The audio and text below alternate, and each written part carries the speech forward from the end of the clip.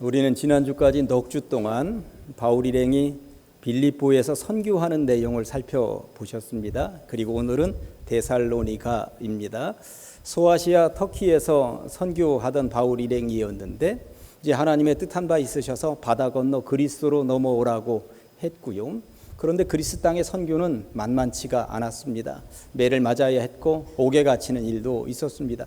그럼에도 불구하고 루디아라고 하는 여성도를 이제 맞이하게 되었고, 그리고 옥에 가두고 있었던 그래서 간수들, 그리고 간수의 가족들이 예수 믿고 세례를 받는 역사를 두 눈으로 체험했습니다. 그리고 빌립보로부터 서남부로 한 160km 정도 떨어져 있는 데살로니가에 오늘 당도하게 된 것입니다.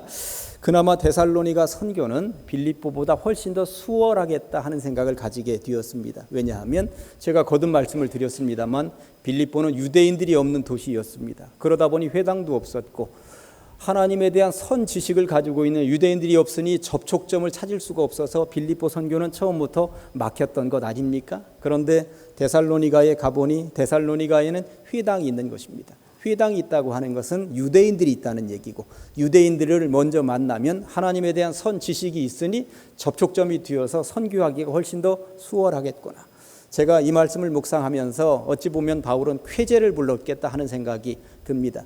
빌립보에서는 힘들었는데 아싸, 이거 데살로니가는 조금 더 수월하게 한번 가보자, 회당부터 한번 들어가 볼까, 그런 생각을 가지고 이제 선교를 시작했다고 하는 것이죠.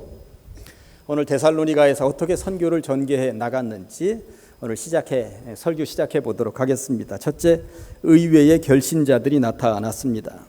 거듭 말씀드립니다만 빌립보보다는 수월하겠다. 이곳에 유대인들이 있으니 그들을 만나서 그들에게 복음을 증거하면 빨리빨리 이 복음을 받아들이겠지.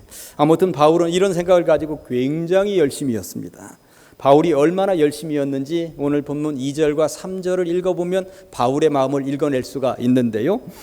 바울이 자기의 관례대로 그들에게로 들어가서 새 안식일에 성경을 가지고 강론하며 뜻을 풀어 그리스도가 해를 받고 죽은 자 가운데서 다시 살아나야 할 것을 증언하고 이르되 내가 너희에게 전하는 이 예수가 곧 그리스도라고 했다는 것입니다.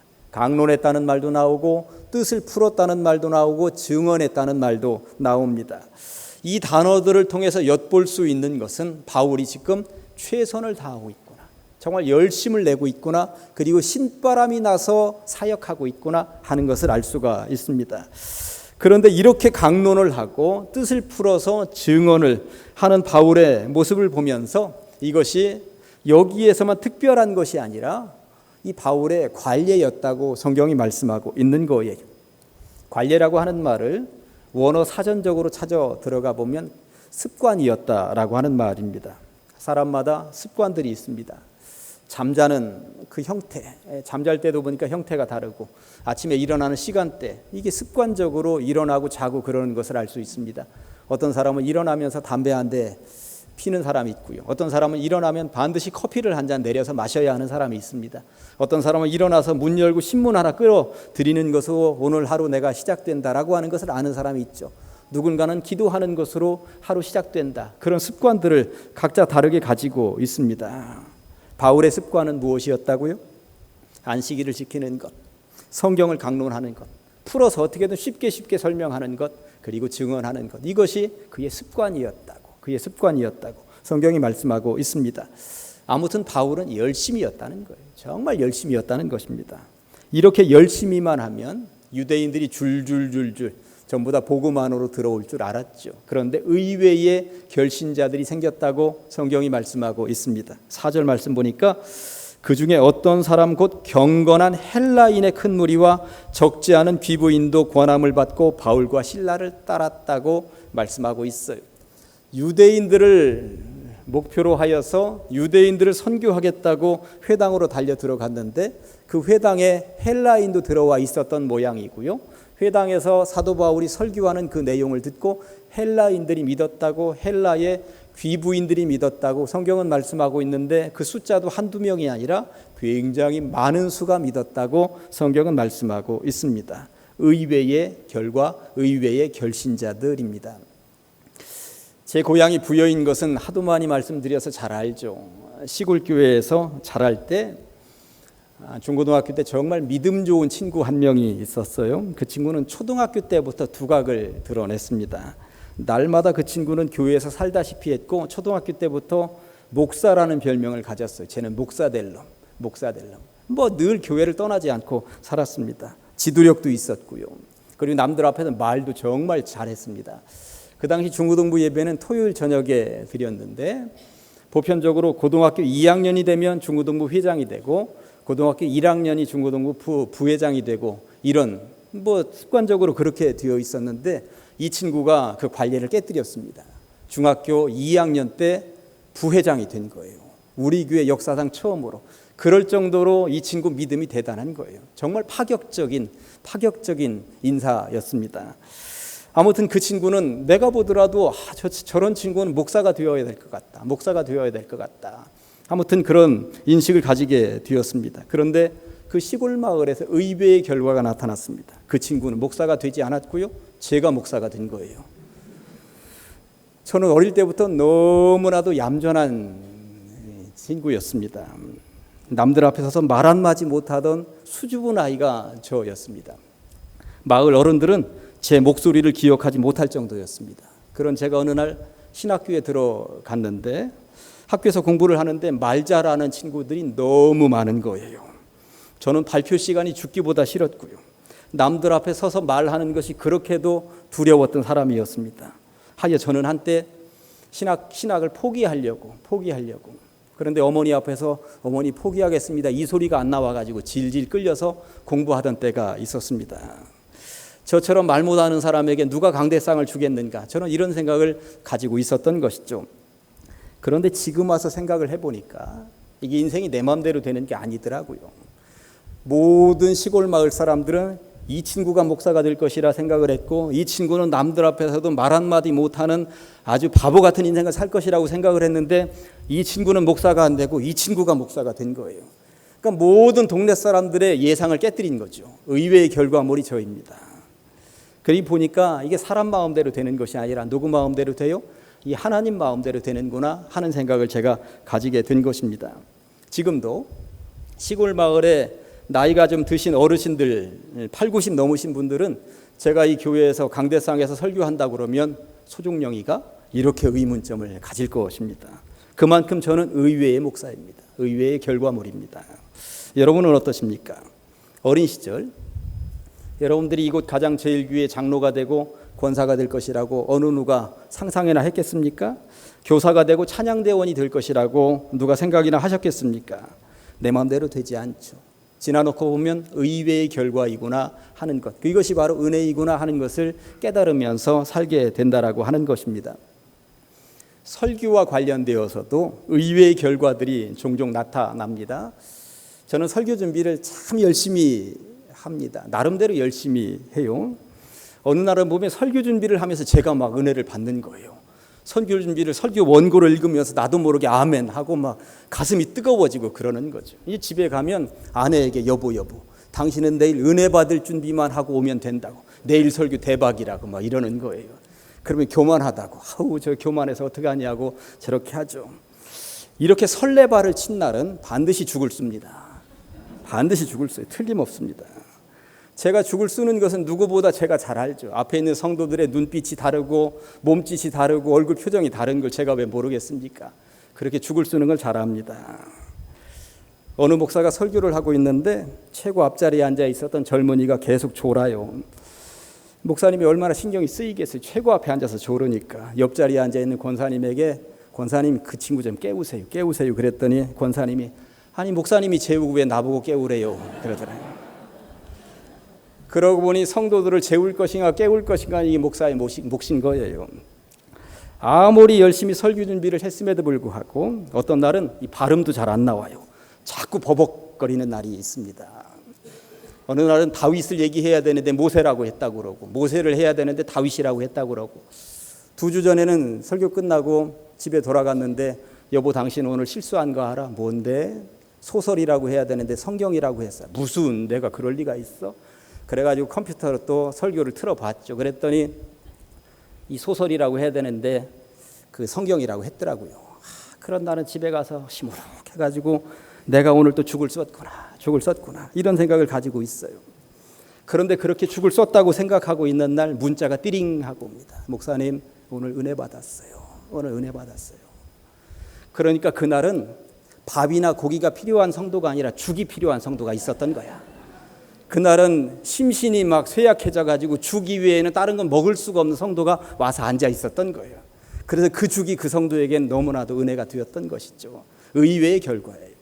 내 생각으로는 죽을 썼다 생각하고 모든 성도들이 그날 얼마나 힘들었을까? 나도 힘든데. 그런데 내가 죽을 쓴 날 하나님은 누구에겐가 그 죽을 먹이셔서 그 성도가 살아날 수 있도록 만들어 주시는구나.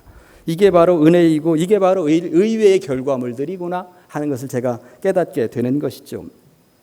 2000년 전에도 그런 의외의 결과물이 나타났다고 하는 것입니다. 바울의 생각으로는 유대인들이 구원받았으면 좋겠다. 회당에 들어가서 유대인들을 상대로 해서 설교하고 전도했는데 유대인이 아니라 헬라인들이 먼저 믿었다는 거예요. 더군다나 일반 서민들이 아니라 고위직들, 삐까번쩍하게 하고 다니는 그 고관 대작들의 부인들이 먼저 믿었다고 하는 것입니다. 아무튼 선교는 바울의 마음대로 되지 않았습니다만 그런 것 같습니다만 결과적으로는 하나님의 마음대로 되었구나 하는 것을 깨닫게 되는 것이죠. 살면서 저 사업장을 내가 꼭 인수해서 하고 싶은데 왜 저 사업장이 아니고 이 사업장으로 연결시켜 주셨지? 나는 저 직장 가고 싶은데 왜 저 직장은 떨어뜨리시고 이 직장으로 나를 연결시켜 주셨지? 내 자식은 저 학교가 딱이라 생각이 됐는데 저 학교가 아니고 하필 이 학교로 연결을 시켜 주셨지? 그럴 때 있죠. 그럴 때 분명히 있습니다. 왜 저 사람이 아니고 꼭 이 사람을 만나서 결혼하게 하셨지? 왜 저 교회가 아니고 이 교회를 만나서 나로 하여금 신앙생활을 하게 하셨지? 그럴 때가 있습니다. 어찌 보면 우리도 수도 없이 많은 의외의 결과물들 속에서 살아가고 있다라고 하는 것이죠. 그런데 사람의 생각으로는 이해가 되지 않고 왜 나로 하여금 이쪽 결과물들을 만나게 하셨는가? 나중에 세월이 흘러서 보면 거기에 하나님의 뜻이 있었고 하나님의 은혜가 있었구나라고 하는 것을 깨닫게 된다라고 하는 것입니다. 데살로니가 교회, 유대인들이 아니라 고위직들, 헬라인들 이런 이들이 먼저 믿게 되다 보니까 그렇게 우위를 선점하다 보니까 나머지 밑에 세력들이 줄줄줄 따라오는 일들이 나타나게 되었어요. 군대에서도 별 하나가 먼저 믿으면 밑에가 줄줄줄 따라오는 것과 마찬가지 결과였습니다. 나중에 지나놓고 보면 데살로니가 교회 같은 교회가 없게 되었다라고 하는 것이죠. 정말 최고의 교회가 데살로니가 교회였다라고 하는 것입니다. 하나님이 만들어 주신 결과, 의외의 결과물이라고 하는 것입니다. 두 번째 볼까요? 시기하는 사람들이라고 제목을 정해 보았습니다. 의외의 결과물들로 헬라인들, 고관대작의 부인들이 믿게 되었는데 문제는 유대인들이었습니다.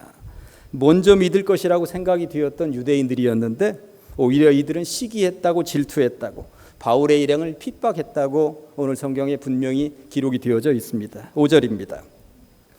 그러나 유대인들은 시기하여 저작거리에 저자의 어떤 불량한 사람들을 데리고 때를 지어 성을 소동하게 하여 야손의 집에 침입하여 그들을 백성에게 끌어내려고 찾고 찾았다는 것입니다.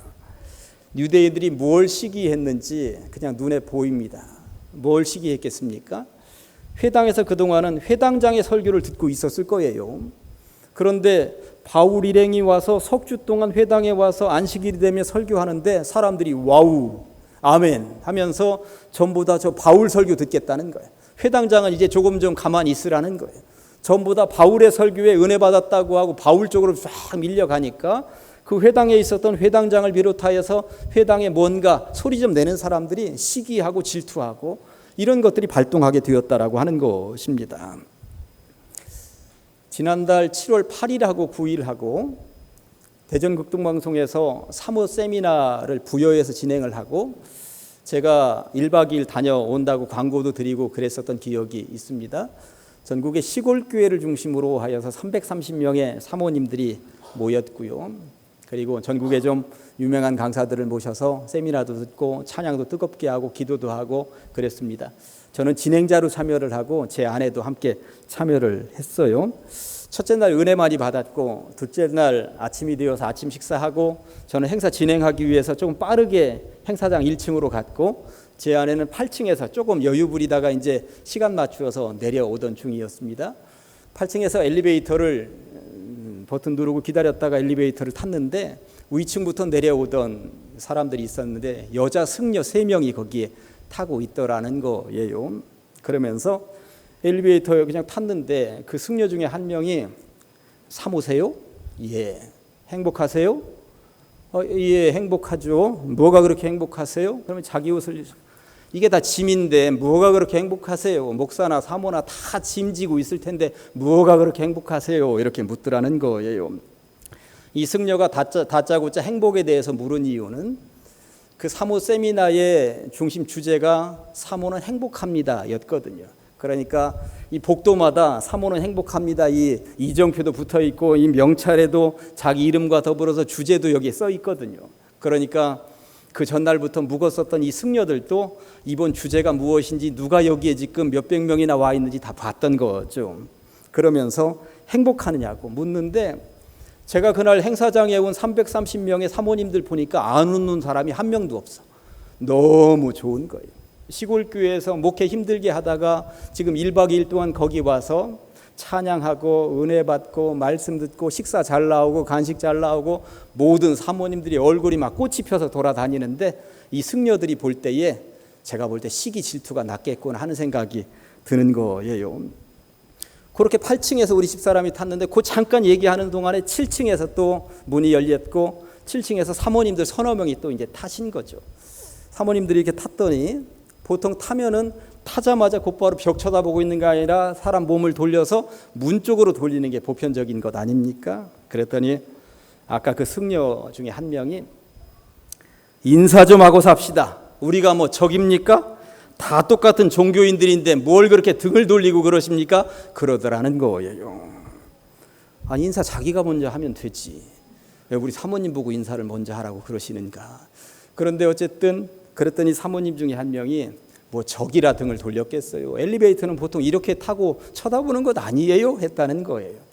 그렇게 내려오는 동안에도 행복이 이러니 짐이 이러니 그러면서 계속 두런거리셨다는 이야기를 제 아내로부터 들었습니다. 그러면서 둘 중에 하나 생각이 든 거예요. 인사는 먼저 하면 되는구나. 가끔가다 교회에서도 어르신들이 우리 교회 아이들 인사 안 해? 먼저 하시면 됩니다. 먼저 하시면 돼요. 내가 먼저 아이들에게 가서 다가가서 안으면 되고 또 잘 지냈니 하면서 인사 먼저 하시면 돼요. 인사 안 하냐고 뭐라고 할 거 없더라고요. 두 번째는 사모님들이 너무 행복하게 사니까 저 기독교는 뭐지? 저들은 뭐지? 뭐가 저렇게 좋아서 행복한 얼굴로 살고 지낼까? 시기심이 발동할 수 있겠구나. 우리들의 행복은 누군가의 시기심을 발동시킬 수도 있겠구나 하는 생각을 제가 해보게 된 것이죠. 유대인들은 시기했다는 것이고 그 결과물은 핍박으로 나타났습니다. 바울 일행이 머물고 있었다는 집으로 들이닥쳤고 바울 일행을 발견하지 못하니까 그 집 주인을 잡아다가 공관에다가 넘겼다고 성경이 말씀하고 있는 거예요. 오늘 설교 제목처럼 박해자는 어디에나 있습니다. 바울이 선교를 시작한 이래 박해자가 없었던 도시는 단 하나도 없었죠. 정말 쉬운 선교는 없었습니다. 그냥 평탄하게 흘러간 선교는 하나도 없었던 것입니다. 핍박은 선교에 있어서 필수 과목인 것처럼 늘 따라붙었고 바울은 당연한 듯이 그 핍박이라는 필수 과목을 잘 이수해 냈구나 하는 것을 알게 됩니다. 그나마 오늘 다행인 것은 그 핍박자들이 들이닥쳤을 때 바울이 그 현장에 없었다는 것입니다. 미리 알고 도망을 쳤는지 아니면 다른 곳에 머물러 있다가 그 소식을 들었는지 성경은 여기에 대해서 자세한 내용을 알려주고 있지는 않습니다만 아무튼 이 일로 인하여서 데살로니가에서 벗어날 수밖에 없었고요. 다음 주에 만나게 될 베레아로 피신할 수밖에 없었다라고 하는 것입니다. 우리 기독교는 2000년의 역사를 지나오면서 늘 핍박을 받아왔습니다. 어디에서건 기독교는 예수를 믿는다는 이유 하나만으로도 어려움을 겪어왔다고 하는 것이죠. 오늘날도 예배를 드린다는 이유 하나만으로 지구촌 곳곳에서 교회가 불타고 총기 난사가 있고 자살 폭탄 테러가 있는 경우들이 간혹 있습니다. 그러고 보니 기독교 2000년의 역사는 핍박의 역사였습니다. 그리고 순교의 역사였습니다. 그리고 피를 통하여서 이렇게 세워진 교회의 역사라고 하는 것 우리는 절대 잊어서는 안 된다라고 하는 것이죠. 그럼에도 불구하고 이 선교는 멈추지 않았고 계속 이어졌다는 것입니다. 시기하고 질투하는 사람들이 있고 핍박하는 사람들이 있었음에도 불구하고 이 선교는 절대 멈출 수가 없는 영역이다라고 하는 것을 바울이 우리들에게 분명히 보여줬다는 것입니다. 이제 마지막 주제 하나 더 살펴볼까요? 좋은 소문이 난 교회입니다. 저는 신약 성경에 등장하는 여러 교회들 가운데 데살로니가 교회가 가장 좋습니다. 데살로니가 교회는 정말 교훈적입니다. 왜 그런지 이제부터 짤막하게 말씀드리도록 하겠습니다. 데살로니가 지역을 벗어난 바울은 데살로니가만 생각하면 늘 아픈 손가락이었습니다. 베레아로 피신했고 베레아에서 남쪽인 아테네로 피신을 하고 아테네에서 또 서쪽인 고린도로 넘어가면서도 데살로니가만 생각하면 너무나도 미안한 거예요. 겨우 석주 머물러서 전도했습니다. 거기서 헬라인들이 믿었고 헬라의 귀부인들이 믿었다고는 하지만 지도자를 세우지 않았습니다. 앞으로 어떻게 이 말씀을 읽고 그리고 묵상하고 예수를 의지하면서 살아가야 되는지에 대해서 제대로 전달하지 못했어요.